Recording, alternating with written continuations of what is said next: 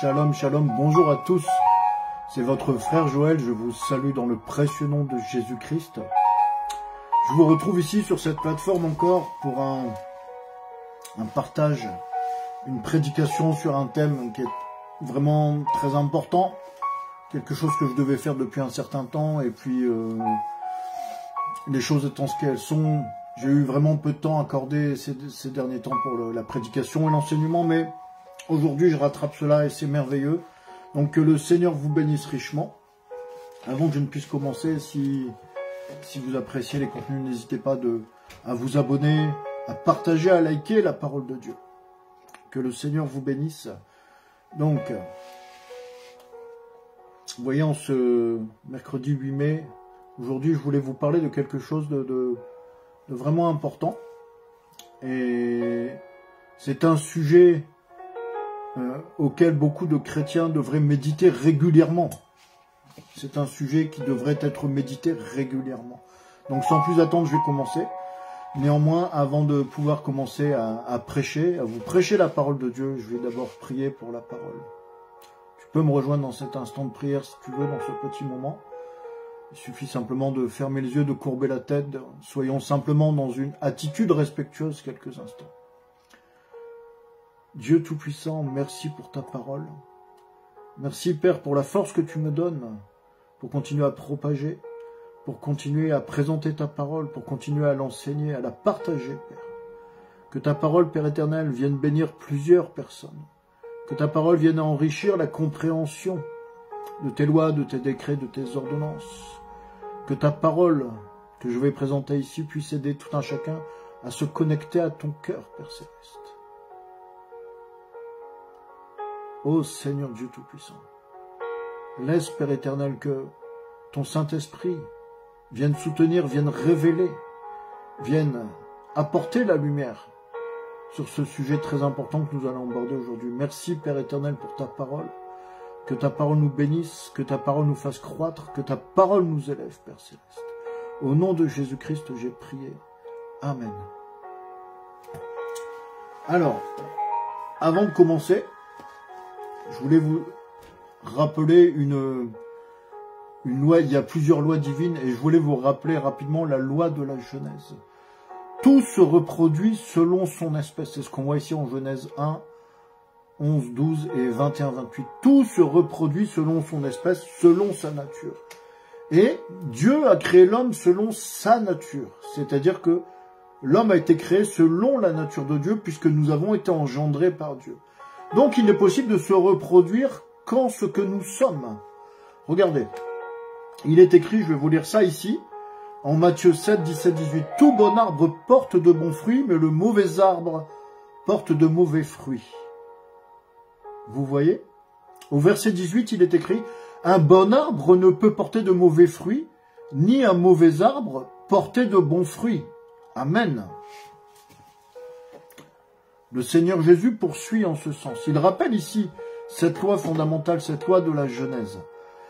En Matthieu 12, il est écrit, le Seigneur Jésus nous dit, « Ou dites que l'arbre est bon et que son fruit est bon, ou dites que l'arbre est mauvais et que son fruit est mauvais, car on connaît l'arbre par le fruit. » Amen.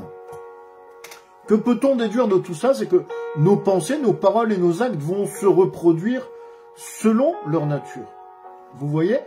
Toujours dans Matthieu ici, Matthieu 16, au verset 17. Jésus, reprenant la parole, lui dit « Tu es heureux, Simon, fils de Jonas, car ce ne sont pas la chair et le sang qui t'ont révélé cela, mais c'est mon Père qui est dans les cieux. » Amen. Donc vous voyez qu'ici, ce qui a été révélé à Simon-Pierre, c'est par la nature de Dieu. En Matthieu 16, 23, un peu plus loin, il est écrit « Mais Jésus, se retournant, dit à Pierre, « Arrière de moi, Satan, tu mets en scandale, car tes pensées ne sont pas les pensées de Dieu, mais celles des hommes. » Amen. Un peu plus loin, en 1 Jean 4, il est écrit « Tout esprit qui confesse Jésus-Christ venu en chair est de Dieu, et tout esprit qui ne confesse pas Jésus n'est pas de Dieu, mais c'est celui de l'Antéchrist. » Amen. Et l'apôtre Jacques nous dit, le fruit de la justice est semé dans la paix par ceux qui recherchent la paix.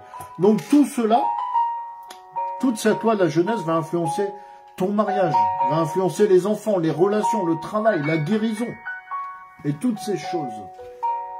Regardez, en Acte 19, 11, 16, il est écrit, Acte 19, 11, 16, pour ceux qui veulent suivre, et Dieu faisait des miracles extraordinaires par les mains de Paul, au point qu'on appliquait sur les malades des linges ou des mouchoirs qui avaient touché son corps, et les maladies les quittaient et les esprits malins sortaient.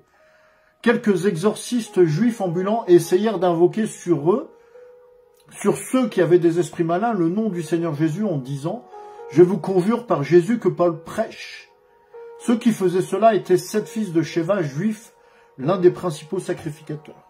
L'esprit malin leur répondit « Je connais Jésus, et je sais qui est Paul, mais vous, qui êtes-vous » Et l'homme dans lequel était l'esprit malin s'élança sur eux, se rendit maître de tous deux, et les maltraita de telle sorte qu'ils s'enfuirent de cette maison nus et blessés. Amen. Donc vous voyez, ils ont voulu faire des choses comme Paul faisait. Ils ont voulu chasser les esprits mauvais, mais ils n'avaient pas la nature de Dieu en eux. Ils n'avaient bien entendu ni la nature, ni l'autorité, ni la puissance. On ne peut faire des choses que selon notre propre nature. Et je voulais vous dire aussi ceci, les paroles de Dieu sont les fruits de sa nature. La parole de Dieu est le fruit de sa nature. Dans 1 Jean 6, il est écrit, les paroles que je vous ai dites sont esprit et vie. Et nous devons bien comprendre ceci, mes bien-aimés. La loi force à produire un fruit alors qu'il n'y a pas de racine. La loi force à produire un fruit alors qu'il n'y a pas de racine. Nous comprenons aussi que, en 2 Corinthiens 5, 17, 18, nous comprenons aussi que, en acceptant le Seigneur Jésus-Christ, en étant sauvés par le Seigneur Jésus-Christ, nous devenons une nouvelle création, nous sommes une nouvelle créature. Bien aimé, la vie produit la vie, la mort produit quoi? La mort produit la condamnation, la mort produit la religion. La religion, elle aussi va se reproduire selon sa nature. C'est ce que l'on voit dans 2 Corinthiens 3. Qu'est-ce que la religion? Qu'est-ce qu'une religion? C'est essayer d'imposer aux autres quelque chose qui n'est pas de leur propre nature. C'est aussi tenter d'imiter, pour celui qui est religieux, c'est tenter d'imiter ce qui n'est pas de sa propre nature. La plupart des gens qui sont religieux, qui sont dans leur religion, font du faux. Ils imitent des choses qui ne correspondent pas à ce qu'ils sont réellement. Amen. Et donc le sujet du jour, après vous avoir présenté ce court préambule, le sujet du jour, j'ai intitulé cela, le titre que j'ai donné, c'est « Le légalisme, esprit du croyant ». Le légalisme, esprit du croyant, aujourd'hui, ce sera la première partie. Donc aujourd'hui, je vais simplement poser un socle, poser une base par rapport à ce thème qui est si important. Et donc, il y aura vraisemblablement une deuxième et troisième partie où j'avancerai davantage. J'aimerais que nous puissions commencer à lire dans Galates 3. Nous allons nous fonder sur Galates 3, 1 à 5. Et ce sera vraiment ce qui va nous servir de texte d'appui, de texte pivot pour cette prédication du jour. Et donc Galates 3, vous pouvez prendre vos Bibles. Galates 3, excusez-moi un instant. Galates 3, on va lire les versets de 1 à 5.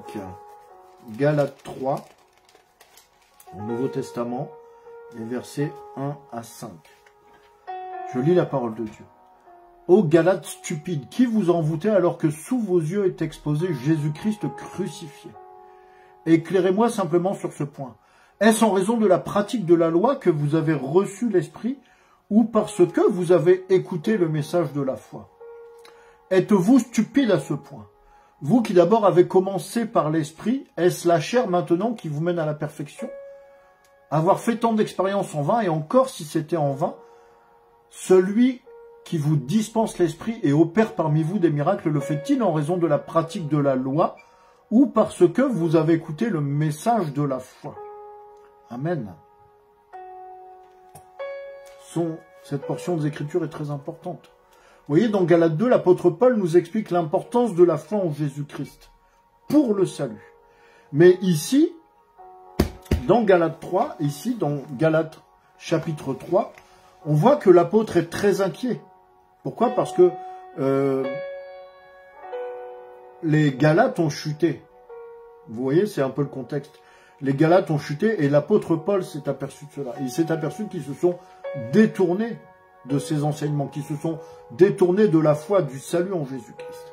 Donc il montre une grande sévérité ici et il explique vraiment avec rigueur la conséquence importante qui découle directement de la foi, c'est le Saint-Esprit. C'est de cela dont il nous parle ici.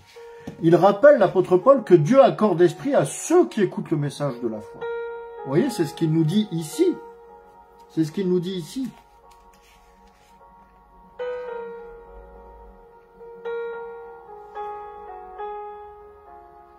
Est-ce par les œuvres de la loi que vous avez reçu l'esprit ou par la prédication de la foi? Vous voyez? Donc ici, l'apôtre Paul nous rappelle cela. Dieu accorde esprit à ceux qui écoutent et qui reçoivent, bien entendu, le message de la foi. Dieu accorde esprit pour faire quoi? Pour une autre chose, pour conduire les saints dans la perfection en Christ. Et il nous montre aussi ici, l'apôtre Paul, dans ce qu'il est en train de reprendre les Galates, de rectifier leur marche chrétienne. L'apôtre Paul nous montre ici que Dieu peut opérer des miracles pour celles et ceux qui ont la foi en lui, et non pour ceux qui placent leur confiance dans les œuvres. Pourquoi? Parce que ici, Paul parle avec dureté aux Galates. Il leur parle avec dureté parce qu'ils avaient reçu l'évangile, mais ensuite ils se sont perdus. Ils ont perdu le cap, ils ont été déroutés, vous voyez. Et que s'est-il passé? Le fait pour eux d'avoir perdu le cap pour les Galates, ils ont perdu le message fondamental de la foi pour tomber dans le légalisme. On pourrait dire aussi dans le salut par les œuvres. Or, ce ne sont pas les œuvres qui sauvent, c'est la foi en Jésus-Christ qui nous sauve. Amen. Donc c'est très important. Et je tiens à te dire ceci, mon frère, ma soeur. Tout comme les Galates, nous tous, chrétiens, nous tous croyants, nous risquons, nous pouvons facilement tomber dans le légalisme en inventant des choses ou en s'imposant des choses à faire, à dire, des comportements à manifester pour ressembler à un vrai chrétien. Et si c'est ce que tu fais, c'est qu'il y a un problème. C'est qu'il y a un problème. Et c'est un peu ce qu'on va voir aujourd'hui. On va voir d'abord comment l'apôtre Paul s'y prend pour reprendre, on va dire, pour rectifier les Galates qui sont devenus des chrétiens légalistes. Il le fait en 3 étapes. Premièrement, il fait preuve d'autorité quant à la doctrine du salut. C'est ce qu'on voit dans Galates 3.1. Pourquoi? Parce que tout simplement, spirituellement, il s'agit d'une question de vie ou de mort. Amen. Soit c'est la foi, soit c'est les œuvres. Mais pour l'apôtre Paul le fait bien comprendre, il s'agit d'une question de vie ou de mort. La foi est impuissante pour assurer le salut. Elle doit la loi est impuissante pour assurer le salut. Elle doit conduire à la foi. Et c'est la foi qui a franchi de la loi. C'est la foi qui apporte la véritable liberté évangélique. Amen. Donc ici, Paul fait preuve d'autorité quant à la doctrine du salut. Et il le rappelle ici au verset 1, je vais vous relire ça. Ô Galates dépourvus de sens, qui vous a fasciné, vous aux yeux de qui Jésus-Christ a été peint comme crucifié? Vous voyez? C'est très important.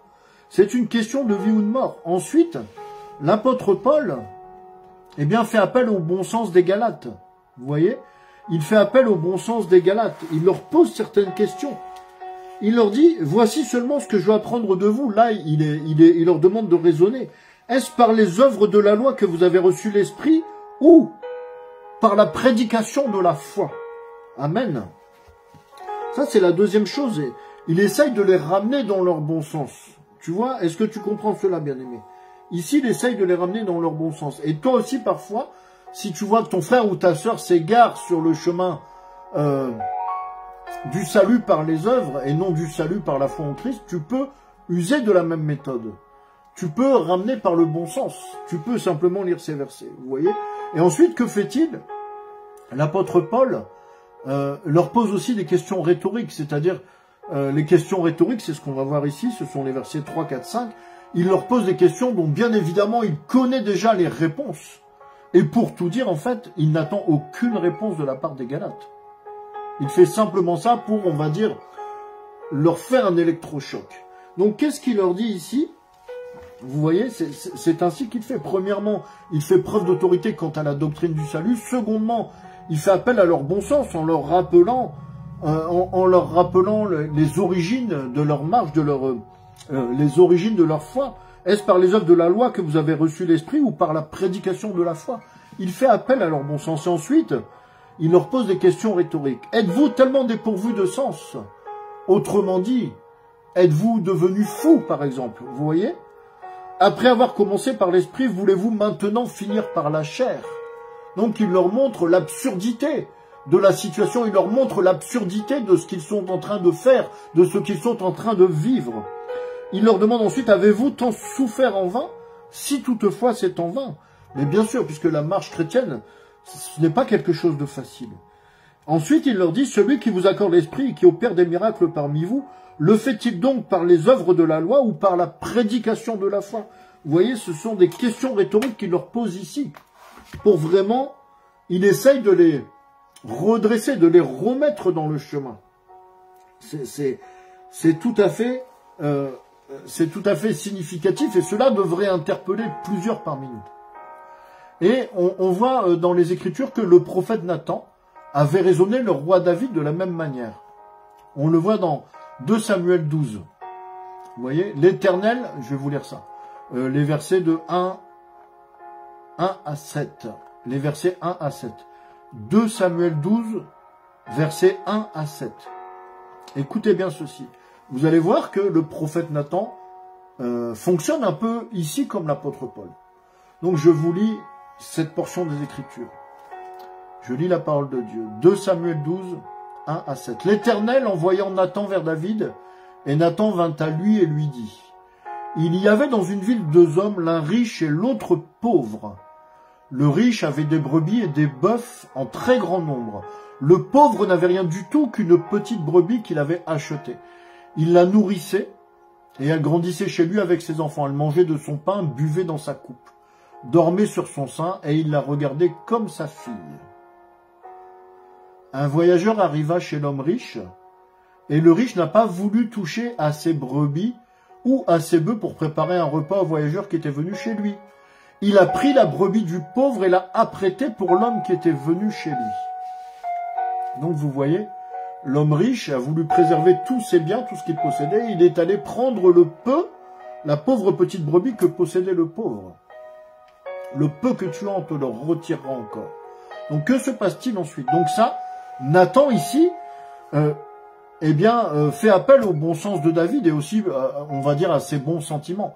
Mais que se passe-t-il ensuite? Au verset 5, il est écrit, la colère de David, donc le roi David, la colère de David s'enflamma violemment contre cet homme. Et il dit à Nathan, l'Éternel est vivant, l'homme qui a fait cela mérite la mort. Et il rendra 4 brebis pour avoir commis cette action et pour avoir été sans pitié. Et Nathan dit à David, tu es cet homme-là. Ainsi par l'Éternel, le Dieu d'Israël, je t'ai oint pour roi sur Israël et je te délivrerai de la main de Saül. Amen. Pourquoi Nathan a-t-il agi ainsi de la sorte avec David? Parce que David, le roi David, avait pris la femme d'autrui, alors que lui-même avait déjà, bien sûr, beaucoup de femmes étant le roi d'Israël. Amen. Donc vous voyez, ici, il y a une similitude dans la méthode utilisée pour redresser quelqu'un qui est en faute. Ici, Paul parle de la parole de Dieu, ensuite. Vous voyez, on voit en Genèse 22, 18 qu'il est écrit « Toutes les nations de la terre seront bénies en ta postérité parce que tu as obéi à ma voix. » Donc Paul il démarre de la parole de Dieu pour annoncer l'évangile, c'est ce qu'on va voir après, hein, je suis en train de vous expliquer ce qu'on va voir, pour annoncer l'évangile et pour réexpliquer l'origine de l'esprit et le rapport qu'il y a entre l'esprit et la foi. Donc ici, dans Galates, on va continuer dans Galates 3, on va voir les versets 6 à 29. À travers sa prédication de l'évangile, Paul explique l'esprit et la libération de la loi par les promesses de Dieu. Voyons cela maintenant. Donc nous sommes toujours dans Galates 3, si vous avez vos Bibles, et nous allons lire les versets 6 à 29. Je vais vous lire ça ici. Je lis la parole de Dieu Galates 3, versets 6 à 29. Écoutez bien. Comme Abraham crut à Dieu et que cela lui fut imputé à justice, reconnaissez donc que ce sont ceux qui ont la foi qui sont fils d'Abraham. Aussi, l'Écriture prévoyant que Dieu justifierait les païens par la foi, a d'avance annoncé cette bonne nouvelle à Abraham. Toutes les nations seront bénies en toi, de sorte que ceux qui croient sont bénis avec Abraham le croyant. Car tous ceux qui s'attachent aux œuvres de la loi sont sous la malédiction, car il est écrit « Maudit est quiconque n'observe pas tout ce qui est écrit dans le livre de la loi et ne le met pas en pratique. » Et que nul ne soit justifié devant Dieu par la loi, cela est évident puisqu'il est dit « Le juste vivra par la foi ». Or, la loi ne procède pas de la foi, mais elle dit « Celui qui mettra ces choses en pratique vivra par elles ». Christ nous a rachetés de la malédiction de la loi, étant devenu malédiction pour nous, car il est écrit « Maudit quiconque est pendu au bois ».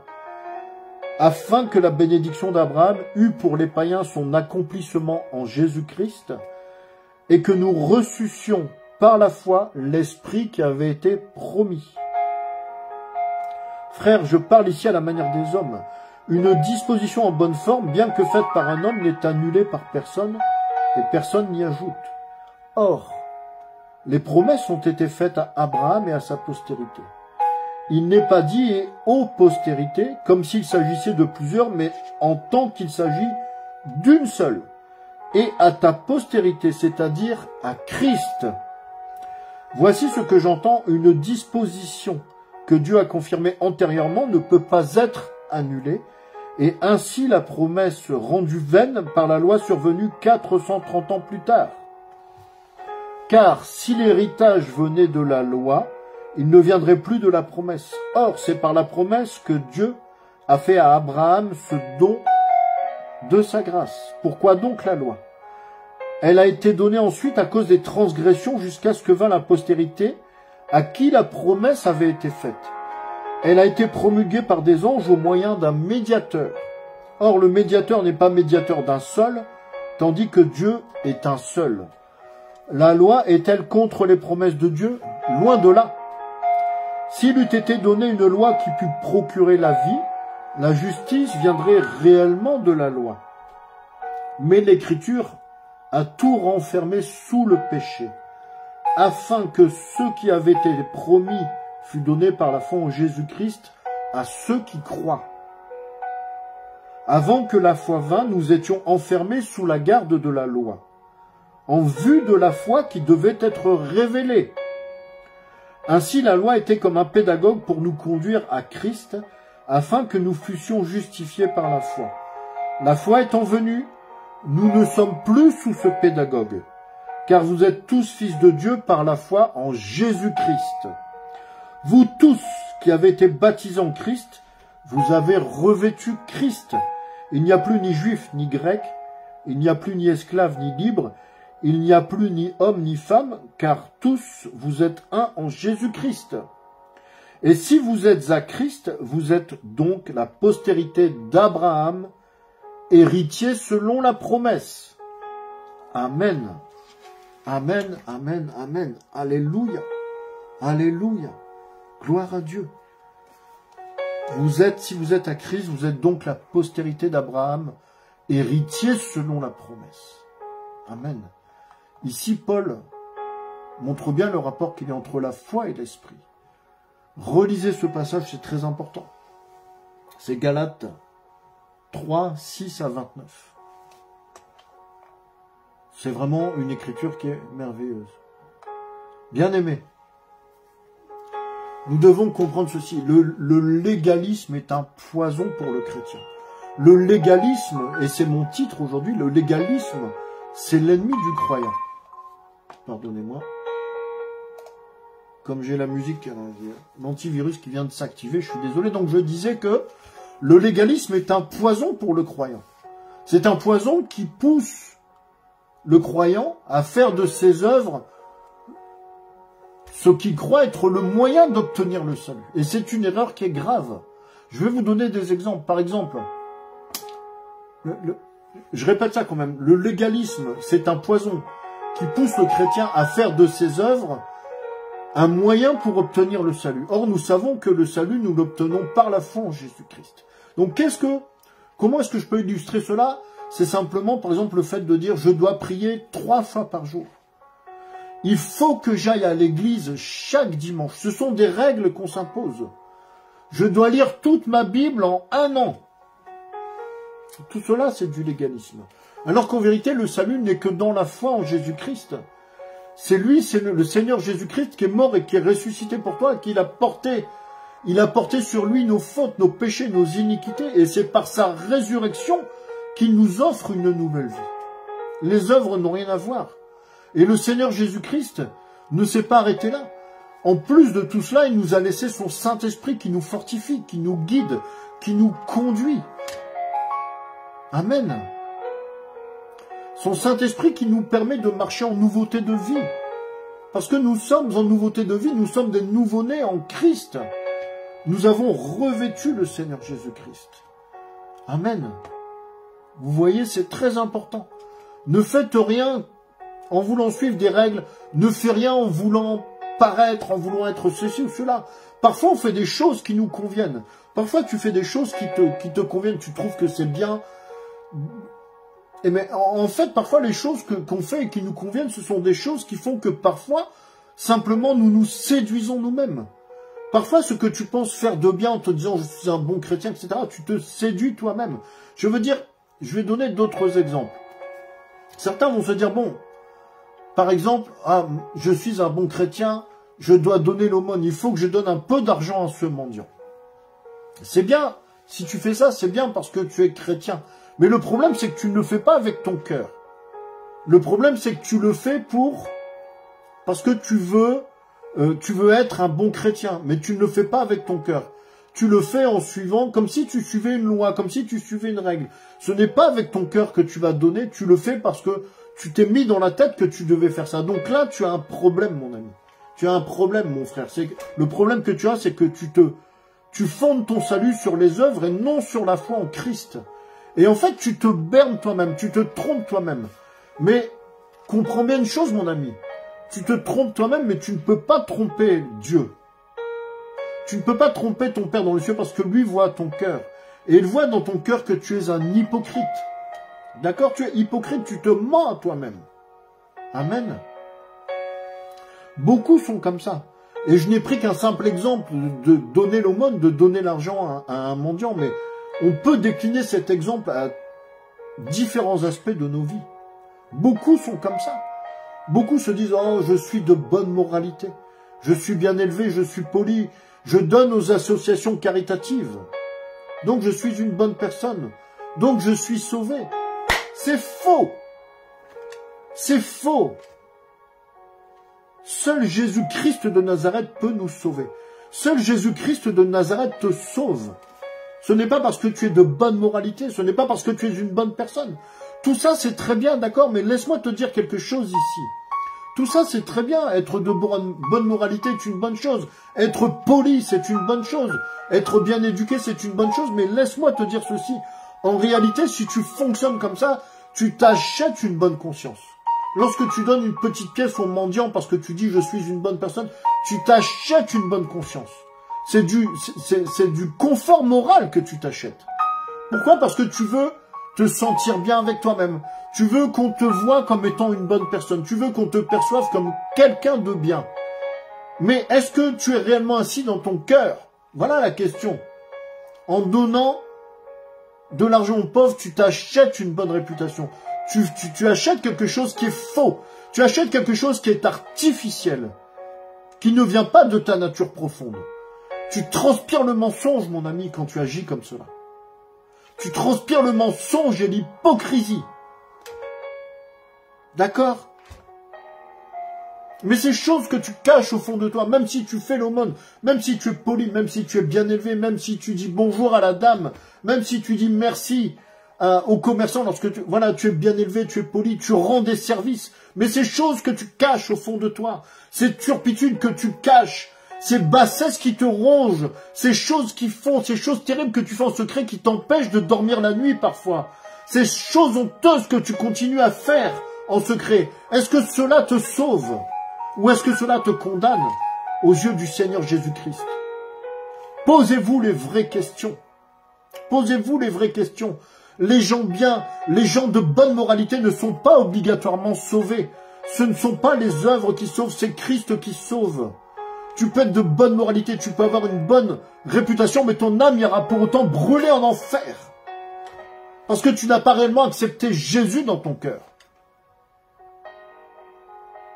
C'est Christ qui sauve, rien d'autre, ni personne d'autre, d'accord? Toi qui brilles en société, tu parles bien, tu donnes l'aumône, tu es poli, tu es en haut, comme on dit. Mais dans ton cœur, tu te moques des gens parfois. Tu méprises les autres parce que tu as le sentiment d'être supérieur aux autres, justement parce que tu brilles en société. Mais tu as un souci. Tu as un souci, mon frère. Tu as un souci, mon ami. Et toi, la femme. Toi, la femme de classe. Toi qui marches comme si parfois tu ne touchais même plus le sol, tellement tu te sens supérieur, tellement tu te sens élevé, tu t'habilles bien, tu es bonne avec les gens, tu es gentil avec les gens autour de toi, tu es une femme distinguée, tu es une femme de classe et on te reconnaît comme telle. Mais en cachette, peut-être que tu bois, tu entretiens des relations avec un autre qu'avec ton mari. Honte à toi, femme. Honte à toi, femme. Le Seigneur te voit, tu es une femme perdue. Et ta réputation, laisse-moi te dire une chose, c'est que ta belle réputation de femme de classe, ce n'est qu'un vernis fragile qui va craquer à la première petite tempête.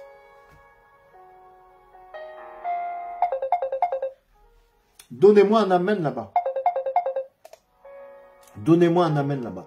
Ton vernis là va craquer à la moindre petite tempête. Les œuvres du diable finissent souvent par être exposées en pleine lumière. N'oubliez jamais ceci. Beaucoup sont tombés ainsi. Hommes comme femmes, grands ou petits, le diable ne rate personne.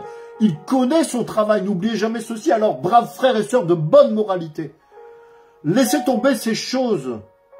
Laissez tomber ces choses que vous faites par obligation. Mon frère, ma sœur, arrêtez d'être hypocrite dans vos cœurs. Dieu vous voit, Dieu voit dans vos cœurs. Dieu te voit quand tu bois en cachette. Dieu te voit lorsque tu voles dans le magasin. Dieu te voit, monsieur, lorsque tu mens effrontément à ta femme. Laissez tomber ces choses que vous faites en secret. Laissez tomber tout ce que vous faites pour paraître bien, pour paraître de bonne moralité, pour paraître gentil, pour faire semblant, pour avoir l'air d'être un bon chrétien ou d'être une bonne chrétienne, parce que tu es faux avec toi-même, tu es hypocrite avec toi-même, mais Dieu te voit, Dieu voit ton cœur. Laissez tomber ces choses. Repens-toi, d'accord? Abandonne ces choses. Abandonne-toi réellement au Seigneur. Donne réellement ton cœur au Seigneur Jésus-Christ. Amen.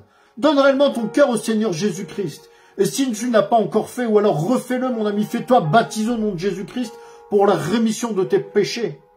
Amen. Crois au Seigneur Jésus-Christ et tu seras sauvé, toi et ta famille. Frère, le royaume des cieux est proche. La fin des temps est proche, le royaume des cieux est proche. Oh, le dormeur doit se réveiller, la dormeuse doit se réveiller. Vous voyez? Autre chose encore. Peut-être aussi que par sa grâce, tu es arrivé à ceci ou à cela. Mais c'est très bien. Gloire à Dieu. La grâce de Dieu est étonnante. C'est parfait, mais c'est ton chemin à toi. C'est le chemin que le Seigneur t'a montré. C'est le chemin sur lequel le Seigneur t'a placé. Je disais que par la grâce de Dieu, tu as je sais pas comment dire, tu as peut-être quitter le lait spirituel, tu es peut-être arrivé à la nourriture solide. Gloire à Dieu. Alléluia. Merci Seigneur. Que nous tous, nous puissions quitter la mamelle pour pouvoir absorber la nourriture solide. Mais ne te réjouis pas trop vite. Ne te gargarise pas parce que par la grâce de Dieu, tu arrives à ceci ou à cela. Connais-tu réellement qui est Jésus de Nazareth? Sais-tu réellement qui est le Seigneur Jésus-Christ de Nazareth? Es-tu parvenu à la stature parfaite de Christ? Réjouis-toi seulement de ce que ton nom soit écrit dans le livre de vie de l'agneau. Amen. Ne vous réjouissez pas pour rien. Persévérez parce que vous avez encore du chemin à parcourir, n'est-ce pas? Vous avez encore du chemin à parcourir. Alors voici le chemin sur lequel Dieu t'a placé, ce chemin que Dieu t'a donné, ne l'impose pas à ton frère, ne l'impose pas à ta sœur, parce que Dieu, il a un chemin différent pour chacun d'entre nous. Ne soyez pas légaliste aussi à travers ces choses. Ici, par chemin, ce que je veux dire, c'est les épreuves que tu as passées, les révélations que tu as reçues, le brisement que Dieu t'a permis de vivre, les directions que Dieu t'a données, et ainsi de suite. Amen. Aussi, je vais illustrer cela par un exemple. Par exemple, pour toucher au but. Comprenons bien ici. Je suis en train de te parler de la manière dont Dieu agit dans la vie des personnes. D'accord? Parce que là où tu es, c'est Dieu qui t'a mis. C'est Dieu qui fait les choses. Ce n'est pas nous, c'est Dieu qui fait les choses. Donc je disais que, par exemple, pour toucher au but, il fallait qu'une sœur chrétienne se débarrasse premièrement de ses tenues vulgaires, secondement, par exemple, de la médisance, vous voyez, de l'esprit critique, de toujours, comment on appelle ça, de toujours médire sur les autres, et enfin, qu'elle puisse se débarrasser de la cigarette. Vraiment, je donne ça à titre d'exemple, c'est une simple illustration, d'accord? Donc voilà, pour toucher au but pour elle, pour qu'elle puisse recevoir Christ, qu'elle puisse marcher par la foi, etc., il fallait qu'elle suive ce chemin que je viens de vous décrire. Mais que cette sœur, alors, ne fasse pas de son chemin une loi pour toutes celles qui sont semblables à ce qu'elle était avant. Pour toutes celles qui, comme elle, peut-être portent des tenues vulgaires, qui sont médisantes et qui fument des cigarettes. Vous voyez, qu'elle ne fasse pas de l'ordre chronologique dans lequel Dieu lui a fait passer les étapes, qu'elle ne fasse pas de cela une loi en disant que premièrement, il faut te débarrasser des tenues vulgaires, ensuite tu dois arrêter la médisance et ensuite tu dois te débarrasser de la cigarette. Dieu a un plan précis pour chacun d'entre nous. Mais le plan de l'un n'est pas le plan de l'autre. Le plan de l'une n'est pas le plan de l'autre. Peut-être que pour une autre sœur qui a, on va dire, les mêmes problèmes, les mêmes péchés, il faudrait que elle, selon ce que Dieu a prévu, selon le plan de Dieu, il faudra qu'elle arrête premièrement la cigarette. Et qu'elle arrête ensuite les tenues vulgaires et enfin qu'elle arrête la médisance. Vous voyez, c'est une illustration vraiment sommaire, vraiment enfantine, mais c'est simplement pour donner un exemple, donner une explication qui soit simple et concrète. Le chemin de l'un n'est pas le chemin de l'autre. Donc celle qui a commencé par arrêter d'abord de porter des tenues vulgaires, qui a arrêté ensuite les critiques, l'esprit critique, la médisance et enfin la cigarette, ça c'était dans cet ordre-là qu'elle devait évoluer parce que c'est ainsi que Dieu avait fait son plan la concernant elle. Mais qu'elle ne fasse pas une loi de cela parce que ça c'est son chemin. C'est le chemin que Dieu a taillé pour elle sur mesure. Parce que le plan de Dieu, c'est comme un costume sur mesure que Dieu nous donne. Vous voyez, c'est cela aussi être revêtu du Seigneur Jésus-Christ. Et le costume de l'un ne va pas à l'autre. D'accord? Vous savez, je parlais ici des tenues vulgaires, etc. et ça m'interpelle un peu. Comment?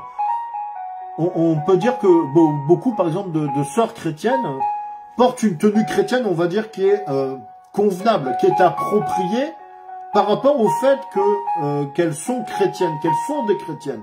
Elles portent des tenues chrétiennes appropriées, voilà, plus exactement.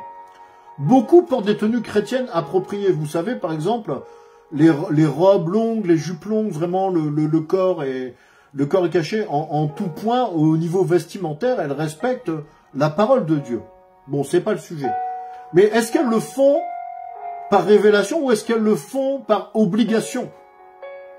Est-ce qu'elles le font parce qu'elles suivent le troupeau? Est-ce qu'elles le font par crainte d'être mal vues et d'être sous la critique des autres sœurs? Vous voyez, ça là, si vous êtes comme cela, donc c'est du légalisme. Et c'est grave. Vous voyez, porter une tenue par crainte d'être mal vu ou d'être moqué ou critiqué par les autres, c'est quelque chose qui est grave. C'est qu'il y a un réel problème. Pour moi, c'est très grave. Vous voyez, c'est vraiment très grave. Être en compagnie de frères et sœurs en Christ, ou aller à l'église et avoir peur des autres lorsqu'on est avec eux, cela dénote qu'il y a un problème sérieux, n'est-ce pas? En tout cas, c'est ce que moi je pense. Je trouve que, étant avec nos frères et sœurs, étant à l'église, nous devons nous ne devons pas avoir de crainte, nous ne devons pas avoir peur. Sinon, il y a un problème derrière. Et souvent, derrière ce problème, en dessous, il y a un légalisme qui est là. Il y a du légalisme qui est à l'ouvrage. Vous voyez? Ça montre qu'il peut y avoir des pressions, qu'il peut y avoir des paroles blessantes. Et ça provoque... en fait, qu'est-ce que ça donne? Au lieu que les gens fassent les choses par révélation, par la foi, eh bien, c'est une... Il s'agit donc d'une circoncision physique, ce n'est pas une circoncision de cœur. Amen. Et si, bien entendu, c'est par le fait, on comprend aisément, c'est par le fait de chrétiens légalistes. C'est par le fait de chrétiens légalistes, c'est simple à comprendre. Amen. Bien sûr, je voulais un peu apporter une pondération à mes propos. Lorsque l'on va dans une église, c'est la maison de Dieu, il est évident qu'on ne peut pas arriver avec un accoutrement vulgaire. Je parle par exemple des femmes, et des hommes aussi d'ailleurs. On doit quand même faire un minimum d'efforts. Lorsqu'on va dans la maison de Dieu, on doit honorer. Mais je parlais plus au fait, je voulais plus parler des relations habituelles au quotidien, etc. Le Seigneur Jésus a dit, venez comme vous êtes. La révélation ne se force pas, mon frère, ma soeur. La révélation, ce n'est pas quelque chose qui se force, ce n'est pas quelque chose que tu vas pouvoir aller imprimer de force dans l'esprit de l'autre, dans le cerveau de l'autre. Vous voyez? Quand c'est la révélation qui produit les choses, alors c'est merveilleux. Quand c'est la révélation qui fait que, par exemple, une sœur chrétienne va laisser tomber sa tenue, ses tenues, comment dirais-je, provocantes, ses tenues vulgaires ou sexy, appelez ça comme vous voulez, si elle le fait par révélation, là, c'est réellement merveilleux. Alléluia. Gloire à Dieu. Gloire à Dieu. De la même manière, lorsqu'un homme va arrêter de tromper sa femme par révélation parce que il a reçu quelque chose du Seigneur, il a reçu cette révélation, c'est merveilleux aussi. Vous voyez, bien-aimés, c'est ça que je voulais vous dire. Amenez les gens au merveilleux de Dieu. Nous sommes des chrétiens, c'est cela que nous devons nous efforcer de faire. Nous ne devons pas imposer les choses parce qu'alors nous sommes légalistes.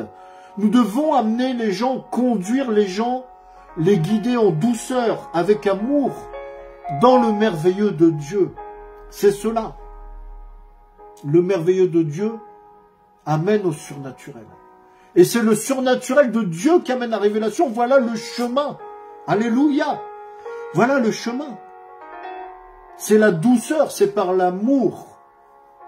Et amener les gens au merveilleux de Dieu va permettre au surnaturel, si cela est fait par l'amour, va permettre au surnaturel d'impacter la vie des gens, d'impacter le cœur des gens. Et lorsque le surnaturel de Dieu entre en action, mon frère, ma soeur, la révélation ne tarde pas.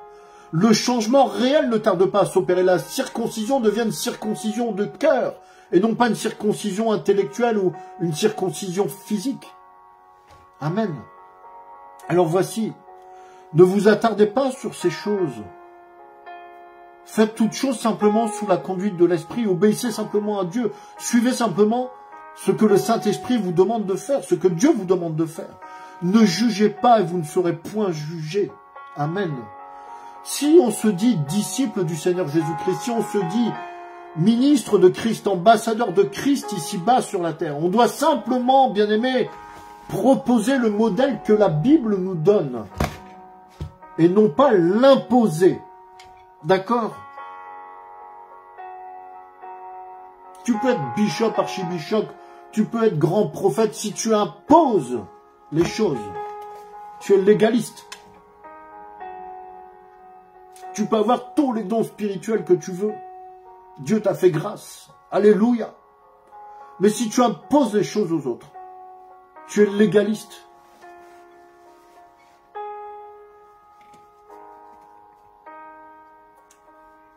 Nous ne devons notre salut qu'à la foi en Jésus-Christ de Nazareth.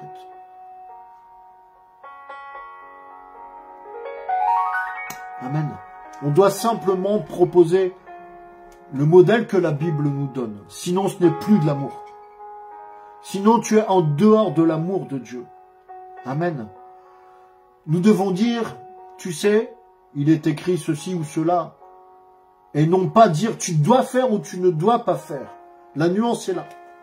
Amen. Amen. Nous devons aussi être capables d'entendre que, par exemple, tel frère qui boit et qui court les femmes soit plus dans la faveur de Dieu que nous-mêmes qui peut-être fléchissons les genoux du matin au soir, que peut-être que nous-mêmes qui lisons nos Bibles à longueur de journée, à longueur d'année, qui seront contre notre cœur chaque jour la parole de Dieu. Nous devons pouvoir être capables d'admettre cela. Que cet homme, que ce frère qui est chrétien mais qui peut-être vit dans le péché, soit malgré tout un homme selon le cœur de Dieu. Parce que cela existe, cela arrive. Amen. Peut-être que lui ne prie que une fois dans la semaine et que toi tu pries peut-être 10 fois par jour et pourtant tu constates que c'est ce frère-là, ce buveur, ce pécheur que Dieu va exaucer. Et oui, on ne doit pas oublier qu'il est souverain et que sa grâce est étonnante. N'oubliez jamais cela. N'oublie jamais cela, ma soeur. N'oublie jamais cela, mon frère. La grâce de Dieu est étonnante. Il fait grâce à qui il veut, comme il veut, quand il veut. Amen. Regardez ce qu'il avait réservé pour Saul de Tarse. Saul de Tarse qui était un violent, qui était un meurtrier, qui était persécuteur de l'église de Jésus-Christ. Il est devenu le grand apôtre Paul. Alléluia. Gloire à Dieu. Mon frère, ma soeur, ne sois pas prompte à te faire une opinion sur quelqu'un. Ne rejetez pas, ne critiquez pas, ne condamnez pas, car ce sont les païens qui agissent de la sorte. Amen. Souvenez-vous toujours que la grâce de Dieu est étonnante. Souvenez-vous toujours que Dieu est souverain. Il est saint, juste et souverain. Ne critiquez pas, ne rejetez pas l'autre. Ne condamnez pas, ne jugez pas. Ne vous faites pas une opinion sur quelqu'un rapidement, juste en l'ayant vu, sans aucun discernement, sans connaître les gens. Et en plus de tout ça, j'aimerais te dire ceci, mon frère, ma soeur. Si tu veux progresser dans ta marche chrétienne, avancer, marcher dans la foi, ne cherche pas à te comparer aux autres. D'accord ? Nous ne sommes pas dans le concours du chrétien le plus spirituel. Ne vous comparez pas aux autres. Ne vous comparez pas aux autres. Le salut est individuel. Le salut est individuel, d'accord? Mais néanmoins, aimez vos frères, aimez vos sœurs. Soutenez-les, priez pour eux, d'accord? Bon, alors, qu'est-ce qui se passe après tout cela? J'essaye d'avancer un petit peu parce que ce n'est que la première partie, c'est un vaste sujet. Qu'est-ce qui se passe après tout cela lorsque je marche par la foi et que je ne me base pas sur les œuvres que je fais? Donc, qu'est-ce qui se passe? J'ai reçu l'Esprit de Dieu. Je manifeste la vie de Christ. J'ai reçu le Saint-Esprit. Qu'est-ce que je fais? Je veux prier en tout temps. Je veux prier en toute occasion, en toute circonstance, pour parler à mon Seigneur et Sauveur, pour parler au Maître de l'univers. Je lis ma Bible parce que je veux découvrir encore davantage qui est mon Seigneur et mon Sauveur. Parce que tout simplement, j'ai soif de le connaître. Voilà pourquoi je lis la Bible. Voilà pourquoi je prie, c'est la soif. Lorsque tu aimes une personne, lorsque tu es en couple, tu as envie de passer du temps avec lui. Lorsque tu as reçu la vie de l'Esprit, le Saint-Esprit en toi qui se manifeste, tu as envie de passer du temps avec. Le Seigneur Jésus est notre époux. Et nous, Église, nous sommes l'épouse. Il est tout à fait normal alors que l'épouse ait envie de passer du temps avec l'époux. Voilà ce que produit la vie de l'Esprit. Je lis ma Bible parce que je veux encore savoir, je veux connaître davantage qui est mon Seigneur et Sauveur Jésus-Christ. Qui est-il? Seigneur Jésus, révèle-toi encore plus à moi. Je veux te connaître encore davantage, mon Seigneur et Sauveur. J'ai soif de te connaître, Jésus-Christ. Je veux plus de toi, Seigneur Jésus-Christ. Et là, qu'est-ce qui se passe à ce moment-là? Qu'est-ce que ça produit en moi? Ma nature est changée. J'ai revêtu Christ. J'ai la nature de Dieu qui est manifestée. La nature de Dieu qui vit en moi. Et les œuvres que je fais ne sont plus des devoirs, des obligations, des règles que je m'impose. Ce sont les envies, les aspirations de mon cœur qui est touché par la grâce de Dieu. Parce que son Esprit Saint réside en moi, vit en moi, se manifeste à travers moi. La puissance de Dieu est en ma faveur, elle se manifeste en moi, elle se manifeste à travers moi. Les œuvres que je fais sont des œuvres que je fais par la grâce et non pas par la loi. Je ne suis plus légaliste. Amen. Obéissons simplement. Laissons nos cœurs être touchés par la grâce de Dieu, mes bien-aimés. Obéissons simplement à Dieu et gardons-nous, s'il vous plaît, de tomber dans le légalisme. Posons-nous cette question aussi. Qu'est-ce qui peut pousser un chrétien, un frère ou une sœur à devenir légaliste? Qu'est-ce qui peut le motiver à changer, tout comme on l'a vu tout à l'heure dans Galates 3? Pourquoi est-ce que les Galates ont changé comme ça? Il y a des questions à se poser. Nous devons aussi examiner ces choses, c'est la base de... La parole nous permet d'avoir déjà une base de discernement spirituel. Qu'est-ce qui peut motiver un chrétien à devenir légaliste? Qu'a-t-il perdu? Vers quoi s'est-il éloigné? Vers quoi s'est-il détourné? Est-ce qu'il veut avoir plus d'influence en ayant l'air d'être comme ceci ou comme cela? Donc là, il y a un problème. Est-ce que peut-être il veut s'enrichir? Donc, devenir légaliste, ça permet d'imposer les autres. C'est ce que je disais tout à l'heure. Quand tu deviens légaliste, ce que je disais tout à l'heure, tu ne proposes plus le modèle que la parole de Dieu propose, tu imposes. Tu vas dire, ne fais pas ceci, fais cela. Peut-être que derrière, il y a une volonté d'enrichissement personnel. Vous voyez? Est-ce simplement pour être populaire? Est-ce simplement pour vouloir avoir de l'influence, pour vouloir dominer sur les autres? Non, tout ça n'est pas bien. Regardez en général, je ne parle pas en particulier, mais de manière générale, comment sont les leaders religieux légalistes? Il y a beaucoup de leaders religieux qui sont suivis par des centaines, voire des milliers de personnes qui sont légalistes. Est-ce qu'ils sont oppressifs? Est-ce qu'ils sont intrusifs dans la vie des gens? Est-ce qu'ils imposent des choses? Est-ce qu'ils oppressent les gens finalement? Est-ce qu'il y a des oppressions? Ce sont des choses que l'on peut percevoir facilement dans certaines églises.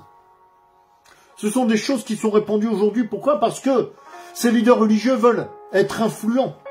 Ils veulent diriger la vie des gens. Pourquoi? Parce que peut-être qu'ils ont cette envie charnelle de dominer sur les autres. Peut-être l'argent est la racine de tous les maux. Peut-être qu'ils veulent simplement s'enrichir. Qui sont-ils? Qui sont-ils ces leaders religieux qui sont oppressifs? Regardez les pharisiens. Regardez dans d'autres religions.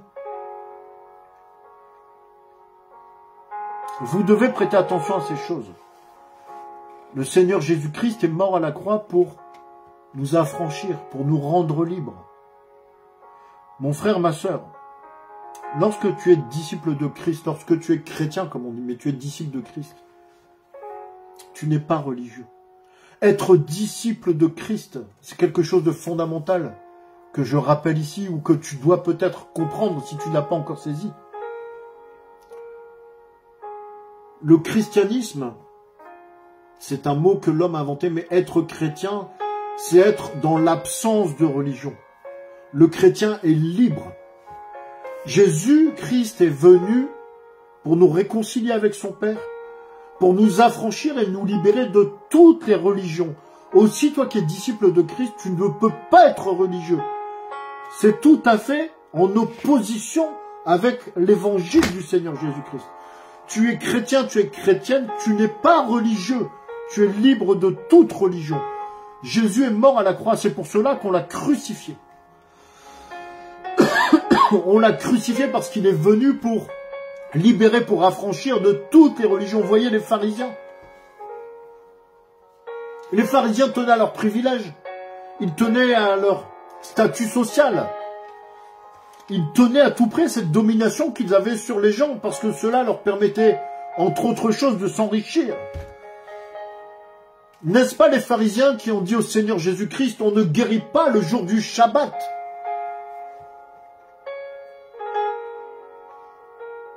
Bien-aimés, nous devons sonder nos cœurs, nous devons nous poser des questions, nous devons observer, nous devons regarder tout autour de nous. Bien-aimés, j'ai terminé pour aujourd'hui. C'était la première partie. Retenez simplement ceci, le titre. Le légalisme, c'est l'ennemi du croyant.